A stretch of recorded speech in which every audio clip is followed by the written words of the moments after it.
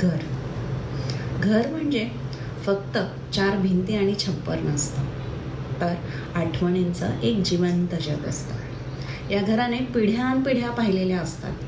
लहान पावलांनी धावणारी मुलं, जबाबदाऱ्या सांभाळणारी मोठी माणसं होताना पाहिलं.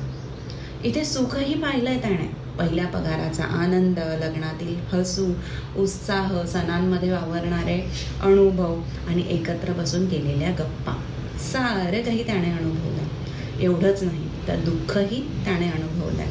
न बोलता ओघळणारे अश्रू, हरवलेली माणसं, मनातल्या वेदना, ज्या भिंतींनी शांतपणे ऐकल्या. काळ बदलला, माणसं बदलली, पण हे घर तसंच उभं आहे. सगळं पाहत, सगळं सहन करत, प्रत्येक आठवण आपल्या कुशीत जपून ठेवत. कारण घर कधीच फक्त घर नसतं, ते आपल्या आयुष्याचं साक्षीदार असतं. बघा, पटतंय का?